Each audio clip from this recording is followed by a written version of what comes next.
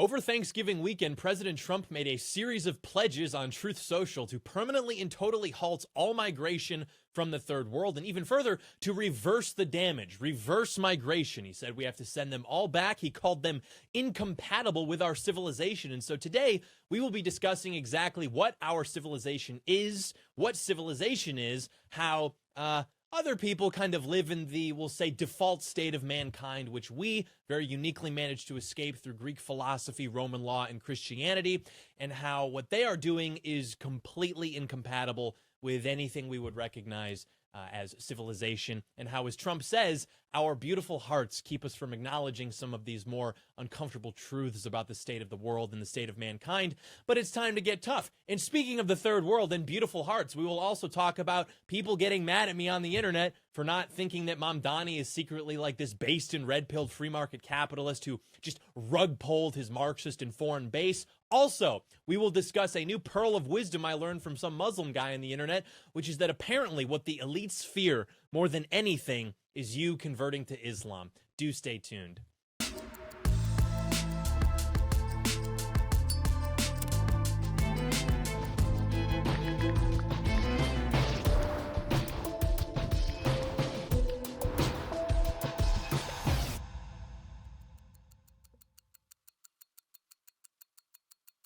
Hello there, ladies and gentlemen. Welcome to the John Doyle Show. We must begin by discussing a video that has resurfaced from Mayor-elect of New York, Mamdani, who I suppose when he was campaigning, he had this advertisement where he was talking about cutting red tape surrounding businesses, regulations, things of that nature in New York. And so now we are being told that actually this is not just a continuation of the sort of Barack Hussein, Ocasio-Cortez, third worldist model of politics, which is ascendant on the left, but rather this is a guy who is actually just playing the game and being smart. And he's actually just like rug pulled his Marxist foreign base, which propelled him into office, and he's actually going to be a based and red-pilled free marketeer.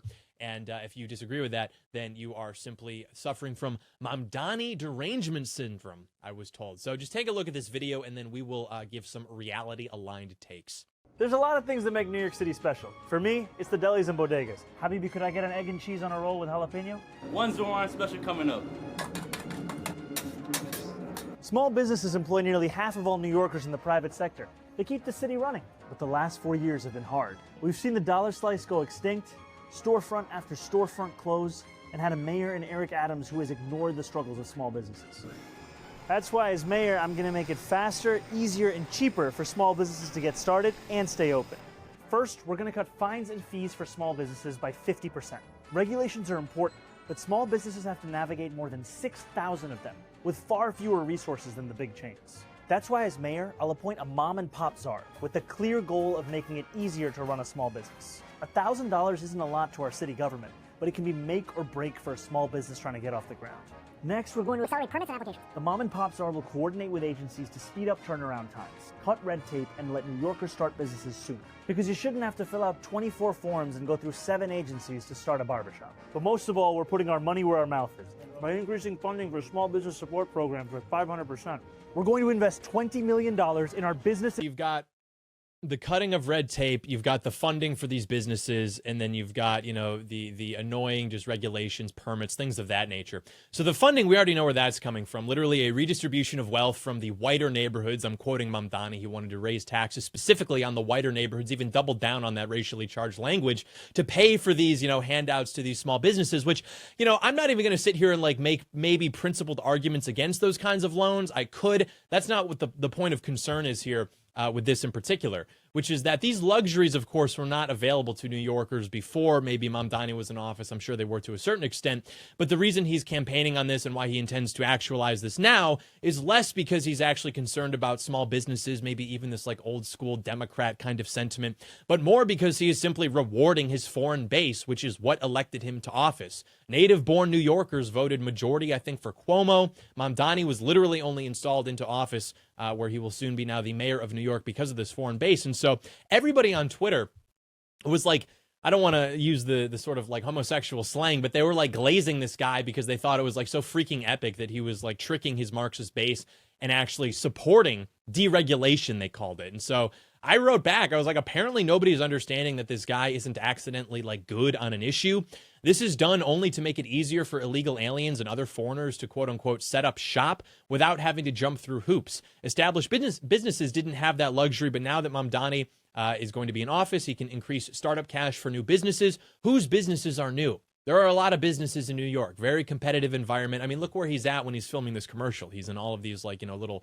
hole in the wall, kind of like food service places, restaurants, bodegas, if you will. There are plenty of those. So why would there be new of these starting up? Whose businesses are, though? Who is moving to New York and starting businesses? It's obviously foreigners. Removing regulations, waiving fines for things. I'm guessing those would be things that these extremely unassimilated demographics would have no ability to do, much less interest in doing. Yeah, when he's talking about these regulations, he's not talking about like, oh, if you want to install a refrigerator, you're going to need a union-approved guy to come install the refrigerator. Not those kinds of like very like Hayek or Henry Hazlitt sort of arguments. You're talking about like cleanliness standards, worker hygiene standards, temperature control, food safety standards, inspections, record keeping. These are things that you would say maybe these new demographics that are going to be moving to New York aren't exactly accustomed to, aren't exactly concerned with. The people who would be patronizing those businesses are not exactly concerned with. We know the kinds of places that they tend to live, tend to do business. So I said, because Marxism is not an ideology to people who have no intellectual history, again, you cannot intellectualize people who do not have like an intellectual basis for doing things. They simply do things, and then you, because you're an Anglo, are like, how do we intellectualize it? How do we write a paper on this? How do we have a rules-based order in this? I said, yeah, it just means free stuff and doing whatever you want. That's why the foreign-born population elected him mayor. That's what he's doing here. The absolutely last thing you need to be doing is putting less oversight and less regulation over people who are just navigating civilization for the first time. That is what is going on here. And because people are incapable of second-order thinking, because they're not intelligent, and also because they're very cucked, President Trump will use the term beautiful hearts. We have a term around here that we've been using for 10 years now, which is that people are cucked, and they want to believe that the pendulum exists. They want to believe that Mamdani is going to be somehow democratically held accountable by the people, which is to say, if he goes too far in one direction, hold on there, Mamdani, we're pulling you back in. And now people are fed up, and you're going to have to become a moderate on certain issues.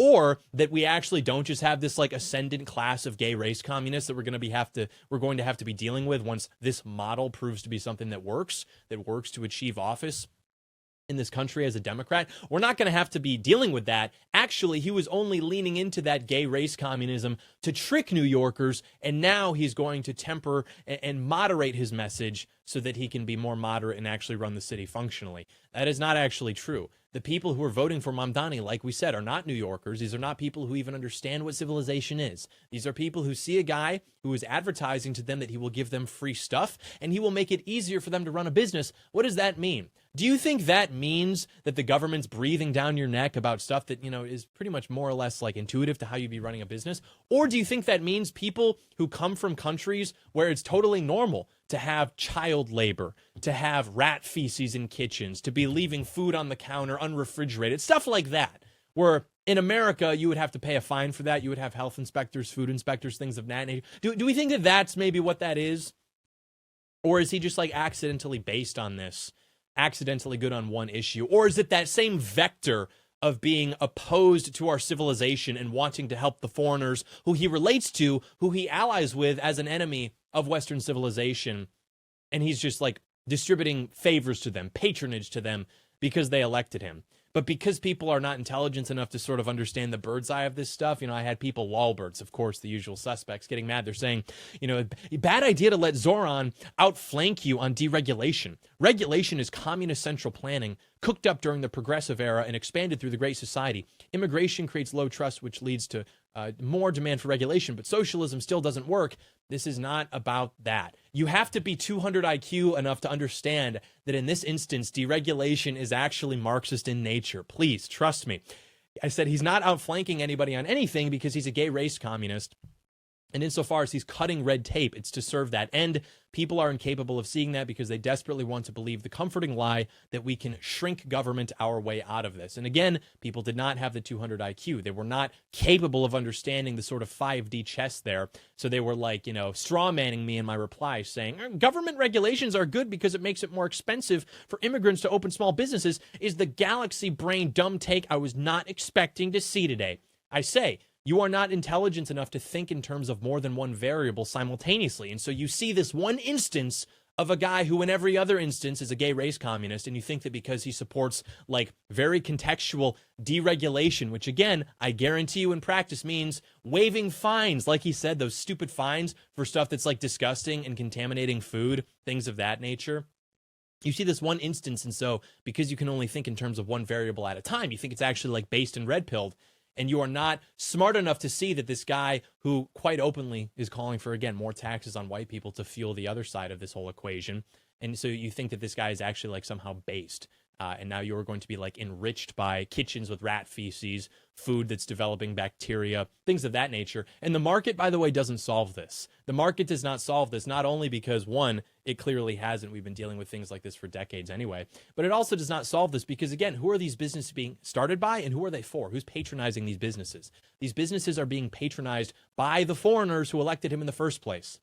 They don't exactly maintain cleanliness standards. They're not exactly accustomed to that. They don't really have a problem with that. And even if they did, they would still patronize these businesses simply because of ethnic nepotism. So as a result, the country, the city, everything is going to disintegrate, to degenerate into the historical mean, which is dirty and it is uncivilized by definition. So we will talk about exactly how incompatible all of that is. But first, speaking of standards, speaking of cleanliness and hygiene, you need to know what is in your tea. The Chinese tea, the stuff that's been flooding the American market. Jack Posobiec texted me earlier. He said apparently the tea that we threw into the harbor was Chinese. I didn't even know that, but I'm going to believe him because I think his tweets are funny sometimes.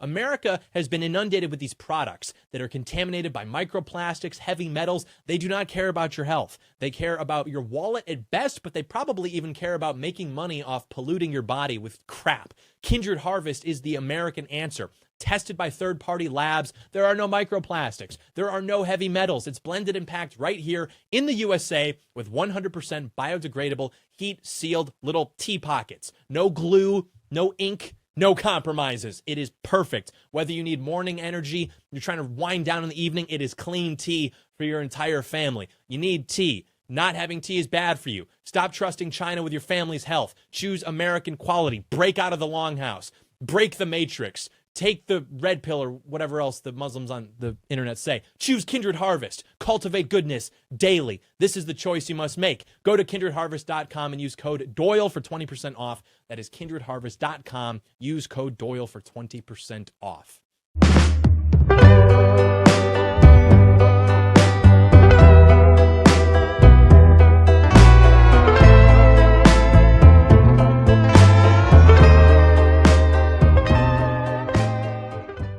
You know, with the set, we're still getting some of the details ironed out, and the show is, of course, going to grow into itself as we continue, but I was a tyrant about everything that the viewer would see and hear on this program. Like, the idea with the sort of, like, exotic hunting lodge was specifically to contrast themes of civilization with the jungle, which is very important in 2025 America and the world. So over Thanksgiving, while you and I were celebrating exactly as I outlined on the Wednesday episode, President Trump dropped what they're calling the greatest post of all time. People are saying, I hear this, they're saying it's the greatest use of language possibly ever.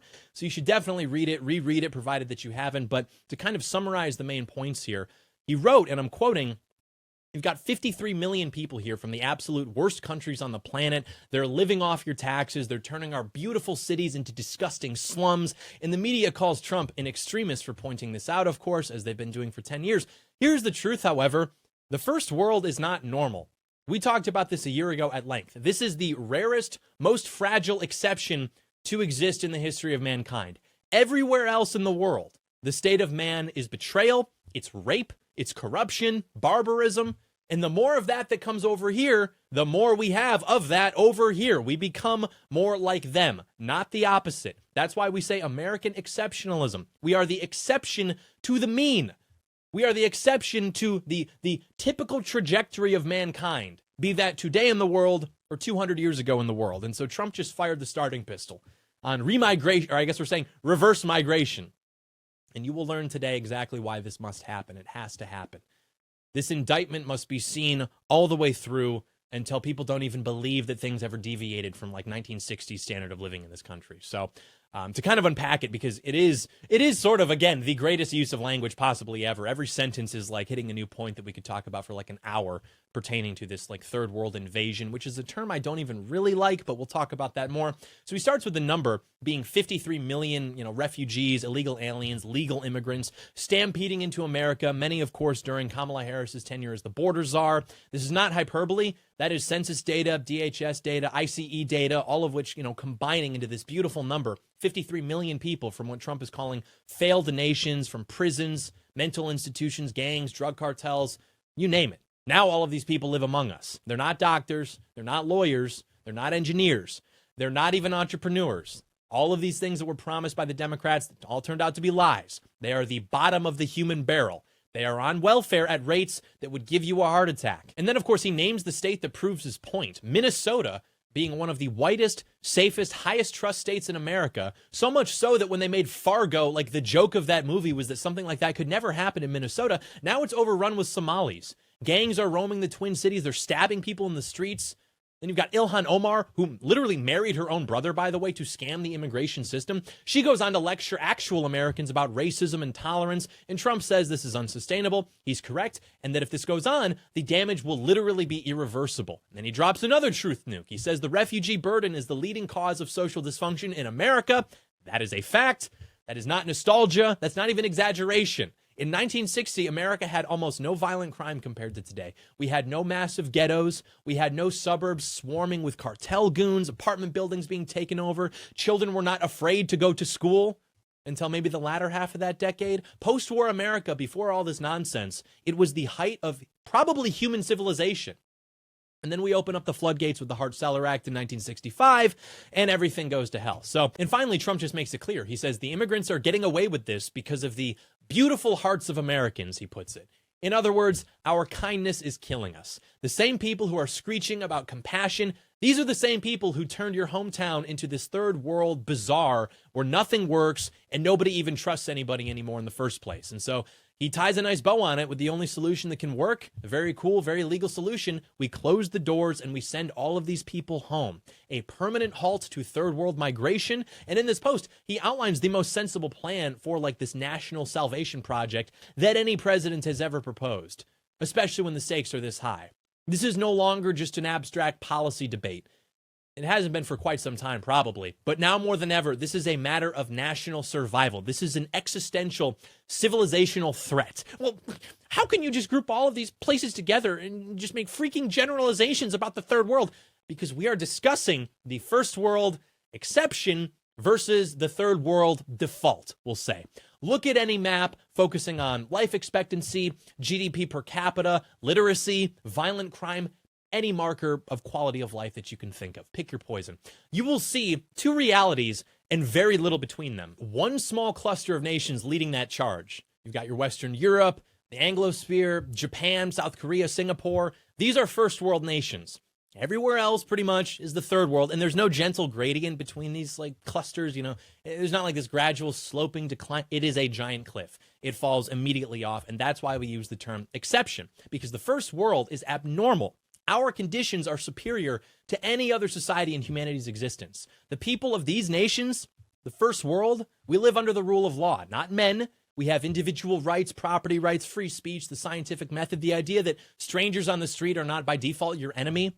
And the centuries of development that got us to this point created an explosion of safety, wealth, a quality of life that no empire in millennia before could even come close to.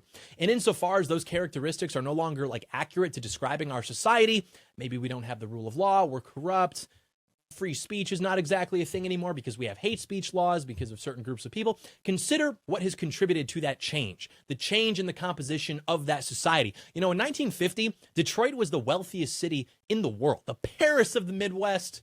People could walk the streets without getting their throats slit. I know we've talked about this before. I implore you to understand that the third world is humanity's default state. You get rid of the Western influence there, all the free money, the free resources, not to mention the charity work from those beautiful hearts, and you see what happens. You're talking about an average income less than $4,000 a year, life expectancy maybe in the 60s, governments that exist to loot their citizens, police that function as like glorified gangbangers, a culture based essentially on scamming everyone you meet before they can scam you. Emanuel Wallerstein's world systems theory calls these countries periphery or semi-periphery for a reason. The only things they create are problems. Corruption is a feature of these cultures. It is not a bug. It's not something that can be worked out if we just do it right. So yeah, why can I sit here and lump every third world country together? Because with only minor variations, they run on the same cultural operating system, so to speak, which is shame. In the West, we have guilt. We feel guilt whenever we break the law or we hurt other people, even if accidentally. In shame-based societies, the only sins are getting caught or getting scammed by someone who's more conniving than you. Your job is to promote yourself, to promote your family, your clan, above everybody else and by any means necessary. And everybody is fair game for this, by the way, this kind of like exploitation and abuse. Your uncle can assault your sister and the family won't report it to the police because the shame that would bring is worse than the act itself. That's why I'm tired of these people, white people and their cousins, like all those jokes you see. Go look at the data on how often that actually occurs. In fact, go look at Twitter on Thanksgiving. We just had Thanksgiving. Go to like their sides of Twitter. They all talk about doing stuff with their relatives, like hooking up with their aunts and their uncles, their cousins. They're not even joking. Like they will just tell you these things.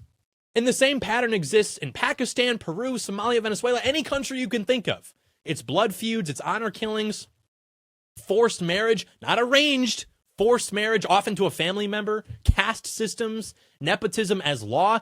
It's all of it. These are the foundations of it. These are the load-bearing walls of the third world. Quite differently, the first world is the miracle. It is the miracle exception that took millennia of Greek philosophy, Roman law, and Christian morality to create. Whereas the third world is what you get the rest of the time. That is the default setting. And when you import people who grow up in humanity's default setting, who never escaped the default setting, guess what? You are importing the default setting. This is basic math. You have no idea how bad these places are. You might think you know poverty. You might think you've seen the opening scene of Aladdin. You do not know third world poverty until you realize it's not even about money. Poverty being about money is a fantasy of the Western mind. In other places in the world, it is just the complete absence of human decency. Because in the third world, the only thing that matters, again, is your group's status. Everything else is up for negotiation. That's why the world's youngest serial killer, this Indian named Amarjit Sada, he could kill multiple babies, including his own sister.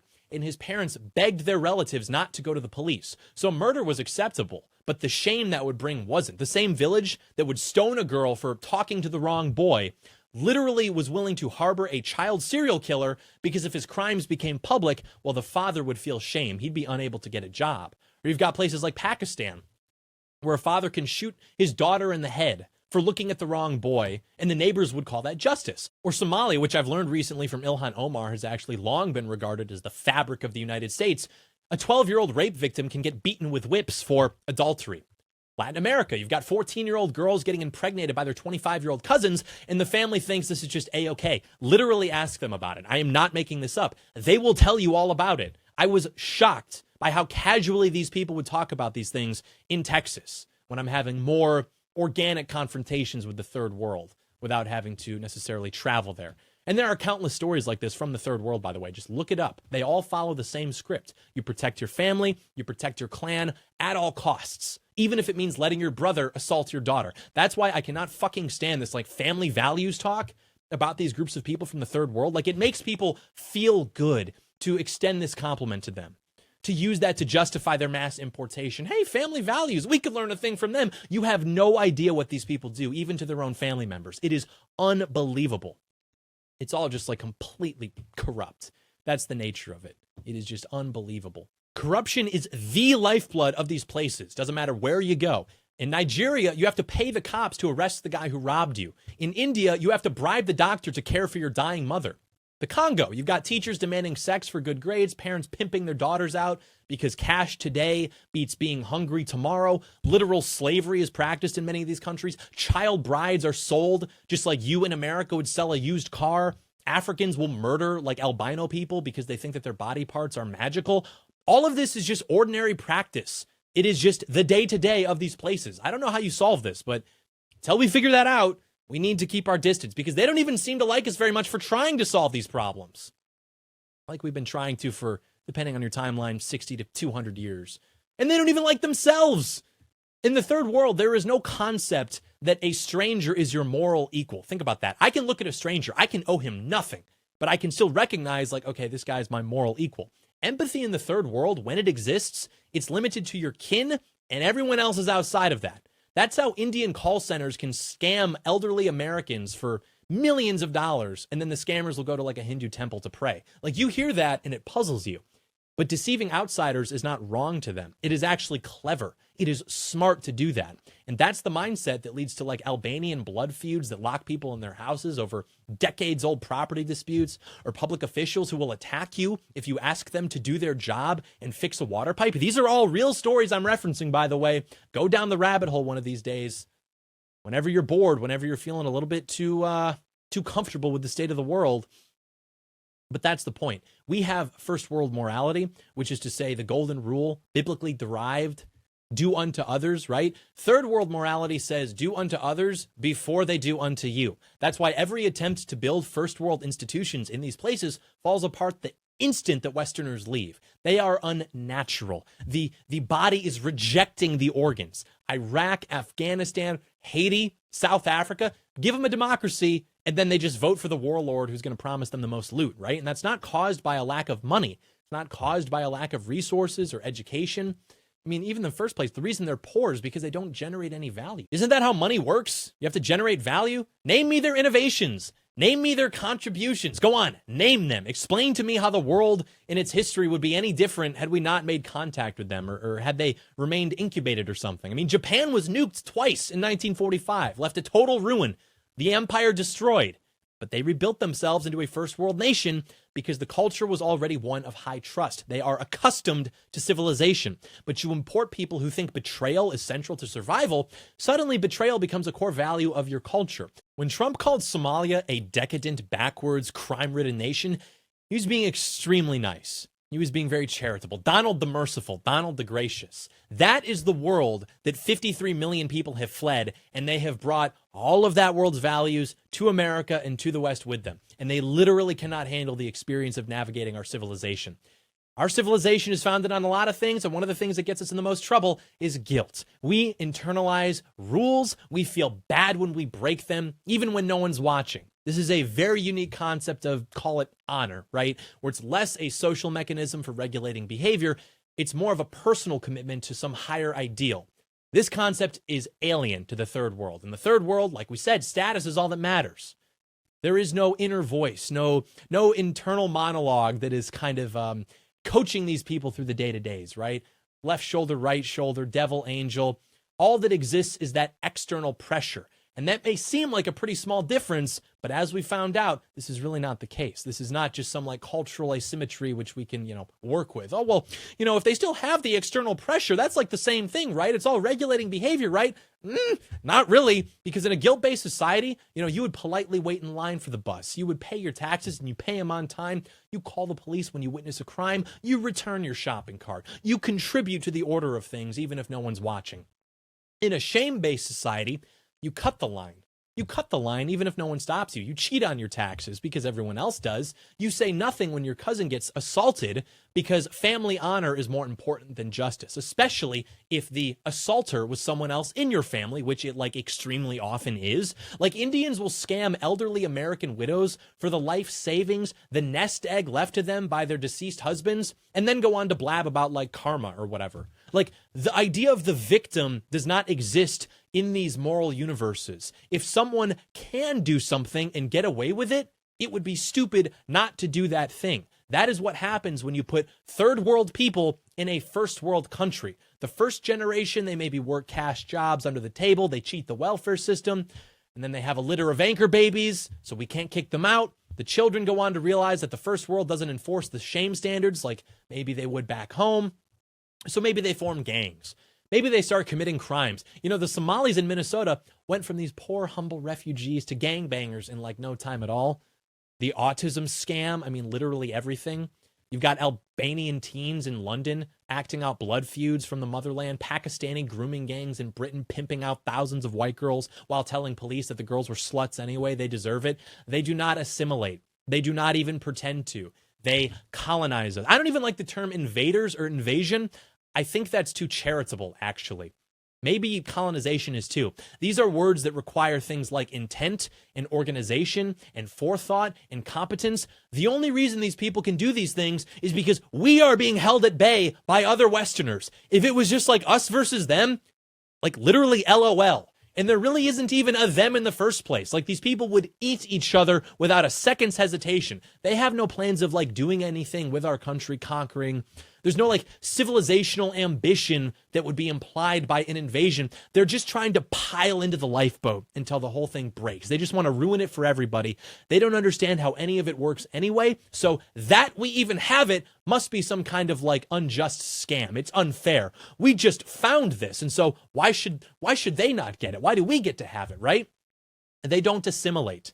Mosques and temples become dens of crime. Welfare offices are sucked clean. Schools become these like intertribal battlegrounds. Second and third generation immigrants have levels of crime that are higher than the natives because the children reject both the rules of their parents' household and our rules. But the point is that the first world institutions literally only work when everybody plays by first world rules. And people who think laws are just polite suggestions, they think strangers are prey. You get those people in enough mass, yeah, the system's going to quickly start to buckle, and then it's going to just collapse entirely. And Europe is proof. You got no-go zones, sprees of knife crime, terrorist attacks. All of this stems from the culture these immigrants brought with them. The further a migrant group is from like Western moral norms, the less they're going to integrate and the more conflict they're going to create. Tell me I'm wrong. Tell me I'm even like directionally incorrect. And this is the truth, Nuke. Some cultures simply cannot handle civilization. It's not because of skin color. It's not even mean. Like, I have no problem with these people in a vacuum. They have a problem with me, apparently. Okay. It's because of these mutually exclusive moral operating systems. We have ours, and they have theirs. You cannot try to install Apple software on a Windows computer and expect it to work. Oh, what about bootcamp? Shut up. Trump knows this. Trump talks about this. The military knows this. ICE agents know this. The only people who pretend not to know this are either getting rich off it or they're just too afraid of being called racist or something to admit the truth. They'll never tell you that you're wrong. They will only insult you, or they'll tattle on you, or they'll try to shut you down in some form or another, but they will never tell you that you're wrong. And if they do, they'll try to compare it to like earlier waves of immigration into America and say it's really just all the freaking same thing. I had this debate recently with a guy who I happen to know quite well, and he essentially said something like, oh, it's really ironic that, John Doyle would have a problem with immigration. First of all, my ancestry in this country dates back to the 17th century. Just because I have an Irish surname does not mean that I didn't have ancestors who fought in the Revolutionary War. So, like, literally, kill yourself. Second of all, the hypothetical that I proposed was simply, okay, buddy, if you think it's really all the same, answer me this. You're going to have 1,000 immigrants move into your neighborhood tomorrow. They're either going to be 1,000 Indians and their families or 1,000 Irishmen and their families, since that's the example. You can either, A, flip a coin and just have heads be Indians, tails be Irish, whatever, or you can choose. So either you're choosing one of them or you're leaving it up to chance. What do? You refuse to answer the question. No, focus on my point. Focus on... If you really believe what you were saying, that all of these groups were completely interchangeable, these waves of immigration are meaningfully no different, then you would just leave it up to chance, right? Because you wouldn't have a bias. You would maybe even pick the Indians because you like the freaking food or something. You would lie to yourself in that way. But he refused to answer the question because for these people, it is not about actually arriving at the truth. It is not actually about quality of life, because if it were about quality of life, we abandon these sort of hypotheticals. We get down to brass tacks. What do we do to make our civilization better? What do we do to restore America? Obviously, he would answer the question. Obviously, he knows exactly what choice he would make. But because it's just an exercise in intellectual masturbation and virtue signaling, we had to get back to this like Socratic dialogue about it. It's like, dude, on my deathbed, I'm not going to wish I spent more time talking to retarded people. It's just like not going to happen. So yeah, ask them that and let them lie to your face. Let them lie to your face and tell you that they'd be like Piers Morgan and do it for the food, which is so much better. I don't even believe that. Comparing these waves of American immigration. So for the first 2 centuries of American immigration history, it was relatively simple, right? We had Europeans, they learned English, they changed their names, they married across old lines. A few generations later, you couldn't like really tell an Italian from an Irishman. Crime was like lower, IQ was rising. The country was able to absorb new people, and it was able to become stronger because the distance culturally between these immigrants and Americans was relatively small. I know that these immigrant groups did change the sort of ethnic character of the nation. I know that Germans in particular, Germanizing certain parts of America. I know. The point is that in hindsight, differences between Europeans that seem to be huge when there was no frame of reference for just how different these differences could be, it seems like America more or less survived it. America was more or less able to assimilate waves of European immigrants. Then, in 1965, Ted Kennedy and President Johnson rammed the Hart-Celler Immigration Act through Congress, which was the brainchild of arch-libtard John Kennedy, who, of course, coined and popularized the Nation of Immigrants lie. He wrote a book with the same title.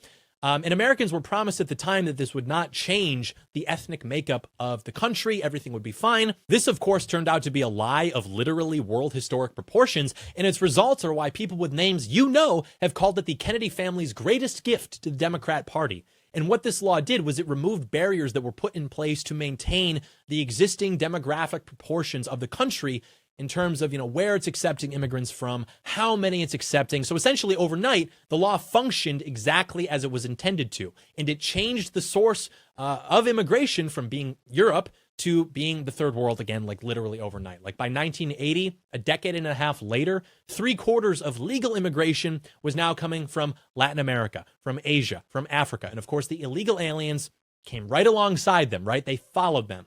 We've had a movement of something like 75 million people because of this law, at least. It is literally corroborated historical fact that the Hart-Celler Immigration Act created the largest and fastest transformation demographically in human history, which is a damage so thorough that most Americans don't even notice it because they grew up in its wreckage. You have no idea how good things used to be, and by the time your parents and grandparents realized what had happened, they were too tired to do anything about it. Pick any part of society you like. Can run the gauntlet. Education. Did you know that in 1960, California public schools were some of the best in the world? Right? Just imagine that. Okay, what about now? What about today? We have half the students in LA public schools are either illegal aliens or the children of illegal aliens. The system is now one of the worst in the entire world. Teachers are not actually teaching. There's no educating going on. It's actually just babysitting, and it's done by people who have bilingual proficiency. Their job is to just occupy these illegal aliens or the children of illegal aliens for 8 hours a day to keep them from being out in public loitering or doing God knows what else. If you describe the day-to-day of these places to an alien and then gave it the definition of a school, it would be confused with you. It would not recognize these terms to be compatible with each other, whatever that is with whatever a school should function as. And of course, as is the case with all these places, standards have had to be lowered progressively to fix these abysmal graduation rates, right? And then you've got the grade inflation. You've got teachers literally just giving better grades because the kids just are not up to par. You've got cheating mafias, faculty corruption. And then we've got Vivek Ramaswamy telling you the problem with American education in every major city is just that the kids are not spending enough time in school. The school is fine, and that's why we need to put more of it in front of the kids. Yeah. Don't look at immigration, sir. Anything but immigration. Yeah. Crime. Here's something funny. We mentioned this earlier. Second-generation immigrant crime rates actually explode past native levels because they basically learn enough English to game the system, but not enough of the guilt to obey the law. There's only so much assimilation that they can perform, and it maxes out right about there. And of course, the same pattern can be seen, again, in every major city that has these large third-world populations. Politics. We've discussed this at length for years. You've got these imported voting blocks that all work to establish their own ethnic beachheads. They bring corruption. They bring freakish behavior, honor killings in Dearborn, Michigan, congresswomen who marry their brothers while accusing white Americans of being the real terrorists for going a little goofy in the Capitol that one time. Sanctuary cities that defend literal child abusers because deporting them would hurt their feelings. It would be freaking mean. Xenophobic. I don't think I can even accurately describe the kind of abuse I'm talking about. What actually goes on. Literally just describing the behavior accurately would get me flagged for hate speech. You simply have no idea. Welfare. The average illegal alien household, of course, consuming more in services than it generates in economic growth. This has been the case forever. Multiply this by millions of households, several decades. Now you get the real reason why the national debt is exploding and every other state is broke. I mean, remittances alone drain billions of dollars a year from the American economy, and they just send them to the third world where it's promptly wasted. Whatever. Culture? Are we being enriched? Do you feel the enrichment yet? You know, the internet's drowning in like this tide of TikTok slop, AI slop. The internet used to be a smart place for hobbyists and autists. It became a bit corny upon mass appeal and mass use. What are you going to do? But it was still like a relatively intelligent place. Now it is truly the global town square. If you think things have gotten really stupid in the past 5 years or so, consider who's just been getting online for the first time ever in the past 5 years or so. The lowest common denominators on the planet. Increasingly online, increasingly in your backyard. And it's not even just online. Politicians are campaigning in foreign languages. Hospital signs look like the Rosetta Stone. Neighborhoods are smelling of bizarre spices and sewage because housing ordinances are ignored by people who can't obey the law or who don't care to, or they're even offended by the expectation. This is regression to the historical mean. You must understand that. The history of the world is not a history of civilization. No, what we regard to be civilization is a miracle that was only achieved by breaking free and rising above the masses and essentially doing everything in our power to maintain our separation and just focus on ourselves. You cannot bring these people up to speed. You cannot just throw resources at them and expect them to hang. If only they had more money. If only they read more books. No, dude, it doesn't work. We have tried that. All that happens is an overcrowding of the lifeboats, and then it's ruin for everybody. Virtually every metric of civilization has been collapsing since we just threw open the barn doors, right? And people who did it will call you racist for noticing that it is indeed true that the more you import the third world, you seem to become more like the third world. Fancy that. You can't actually just download civilization into groups of people who have never built it, never lived in it, and pretty much have never encountered it. People are not just ones and zeros. You know, there's a great book in the conservative canon, which you may have read, you may have encountered, Slouching Towards Gomorrah, Robert Bork, right? Oh, to be slouching. Oh, to only be slouching. We are speed running it. We have so little time. Every third worlder who sneaks across the border, who flies in on some refugee scam, that is like an injection of cultural malware into our first world operating system. 1% is curiosity, 5% is maybe a problem, 10% is a crisis. Any more than that is getting into some pretty not very cool territory. Some lights out for patriots kind of territory. Europe has so many migrants now that the lights are literally going out. You think ours are going to stay on? We're going to be like Brazil. We're going to be like South Africa. That will be our future if something is not done about this. And by something, I mean total and complete remigration. State governments are already buckling under the weight of immigrant welfare recipients. New York City is housing illegals in luxury hotels while homeless people are asleep on subway stations. I don't want to live near that. I don't want to live in that, near that, Manila, Mumbai, Lagos. I am an American. This is my country. You can't have it. Every inch we give these people moves us closer to the global historic norm of corruption and crime. Things so depraved, I literally am not allowed to describe them. That is what Trump warned us about. All the progress we've made in the wake of the Second World War, all of that is being destroyed by, as Stephen Miller puts it, people who have built nothing, who only know how to exploit and deconstruct and destroy. These beautiful hearts that let them in, these people are being eaten alive by the monsters they decided to show mercy to. It's the snake poem. He's posting the snake poem again. The DHS is posting the snake poem. Remember that from first wave MAGA, second wave MAGA? You knew I was a snake when you let me in. It's the scorpion and the frog, and there's only one solution.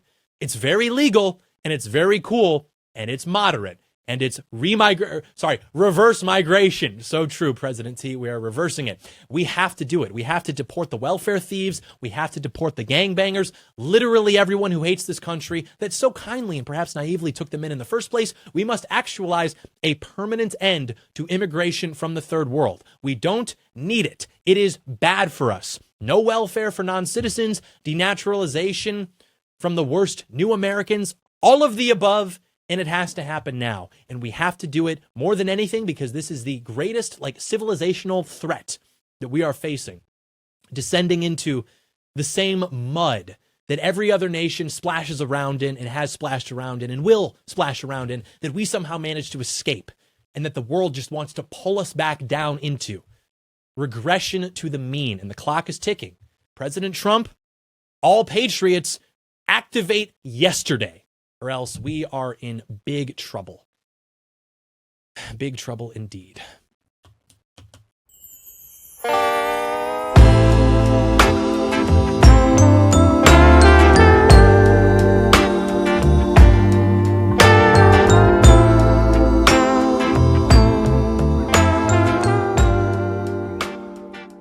know, we talked about this on the Thanksgiving episode, like the traditional confidence that we have had to sort of impose ourselves on the world, which is to say that like our civilization is superior, our God is the true God. And I've just noticed this very like troubling pattern in the past couple of years where people are like looking at some of the fruits of like other countries that maybe are less obviously like inundating their people with annoying things from like gay people. And they think that we can actually like ally with people who for 1400 years have defined themselves by opposition to our civilization, that the answer must be to like embrace a false God, whatever. I saw this video yesterday, which I would like to share with you because it does address some of these things on why the elites don't want you to become a Muslim. Take a look. Elite don't want you to become Muslim for two reasons. Let me explain why. And I always say to follow the money. See where the money trail is and you'll uncover people's true intentions. Because think about it. If everyone was to become Muslim, that's the $1.6 trillion alcohol industry gone. The $500 billion gambling industry gone. The $50 billion adult and pornography industry, which is growing by 5.6% each year, gone. Hollywood, gone. Interest-based loans that the World Banks rely on, gone. It is economical suicide for everyone to become Muslim. Because being a Muslim makes your ambitions anti-consumerism and promotes a disciplined lifestyle. The exact thing they don't want you to do, because if you become disciplined, you become difficult to sell to and difficult to control. And this is why the elites are working day and night to program your children to lose their sense of shame and become people who will follow their lusts, feelings and desires. Because think about it. Whenever in history have we had such a strong push on stimulating the sexual mind of children? Because if you can make them follow their desires, you can sell, control, and profit off of them. And the only stronghold and defense against this hideous ideology in this world right now is Islam. And that's why they don't want you to become Muslim. Now you know. Dude, that must go like so hard if your IQ is 87. I'm not going to like listen to, for reasons you can maybe put together from our last conversation about how the third world exists and the kind of behaviors which are commonplace over there. I'm not going to listen about like the sexual exploitation of children and why that's bad from a guy who is advocating for an expansion of the norms of the Arab world. I also really hate this like targeting young men with a message of discipline, because obviously they have been targeted by the elites. That is a real thing, but ultimately in a way that's like nefarious and leading them towards something that which is only going to increase their despair. It's just a lie, dude. Like, the elites don't want Islam to spread. Yeah, that's why they're importing it to the home field, right? That's why they're redirecting tax dollars from white Christians to pay for that importation, to pay for that spread. The elites are so terrified of Islam that they spend all of their efforts attacking white Christians just to throw you off the scent, so that you don't start to see what's really got them worried, which is Islam and Muslims. The elites don't give a shit about Islam. They spend effort trying to get people to embrace it after 9/11. George Bush, the commander-in-chief, it's about as elite as you can get. He used to go on these like tours, literally urging Americans to be accepting of Muslims, to not be angry and blame them for 9/11. There were all these like really weird things, and the actual like perception of Muslims became more favorable in America after 9/11. Because of that impulse to be guilty that we mentioned earlier. If you look at how Americans perceived Muslims prior to 9/11, it was, here. And then after 9/11, it actually went up because they had a reason to be like, hey, leave them alone. They're just like you and I are, and it's not nice to blame them for something, even though they were like cheering it, even though a lot of Muslim streamers now say that we deserved it, XYZ. So yeah, I'm like tired of this like game we're playing, where again, people are too stupid to think in terms of more than one variable. And so they'll engage with a piece of content. And if the guy says something true that like, hey, discipline is good, vice is bad, hey, you got to hand it to him. You don't actually got to hand it to him, because the devil only has one victory condition, right? Ignoring again how all of these uncivilized countries are rampant with evil behavior that he claims would be solved by, the advent of what he wants to happen. None of that even matters actually, because you are rejecting Jesus Christ in doing so, which he doesn't have the balls to take it there. He'll say, embrace Islam. It's the only thing that can stand in the way. Again, that's not actually true. but he knows that he can't take it there. He won't invoke the name of Christ in his prescription. And like there are people who live great lives, you know, they accept money from these Arabs who want them to be used to further establish these like ethnic beachheads in the West. And so they pay off these like influencers in these streamers. And it's like, okay, yeah, I'm sure that's probably great. You're probably having a lot of fun. It's fun to have money. You're living a good life or whatever. Maybe you're not faced with the level of despair that like the young men who are seeing this message are faced with. But what's that all for? One victory condition for the devil. Doesn't care how he gets you. Does not care at all. You could spend your entire life fighting demons. You could be fighting lust, alcoholism, gambling, whatever your vice is. And then Satan can come along and say, hey, look at this. You need discipline. That'll get you right. All you have to do is follow Allah, which is to say, reject Jesus Christ. Whatever false God gets filled in there ultimately is irrelevant. The key is that you reject Jesus Christ. And then he's got you, right? From the moment you began to exist, the devil prepared a spot for you in hell, and he's going to spend your entire life trying to get you to that spot. And so I just have absolutely no tolerance for this stuff where it's like a guy's going to get on there, obviously be marketing himself towards an audience of young men who are in despair, who are being inundated with vice by a society that hates them, and say that the solution is actually to reject Jesus Christ. It's completely illiterate to how the devil functions, illiterate to how history functions, what our problems actually are. So yeah, I have no tolerance for it at all. But anyway, we'll get you out of here. Thank you so much for watching. And be sure to go to Spotify, Apple Podcasts, wherever you're getting your podcasts. Be sure to leave us a review with your thoughts, why you are enjoying the show or why you are not, and want me to sew my mouth shut like the opening sequence of Saw 4. Be sure to do that. In the meantime, we'll see you Wednesday. Big week, exciting week. If you know, you know. Thank you so much for watching. May God bless you. May God bless your family. May God bless America. We'll see you next time.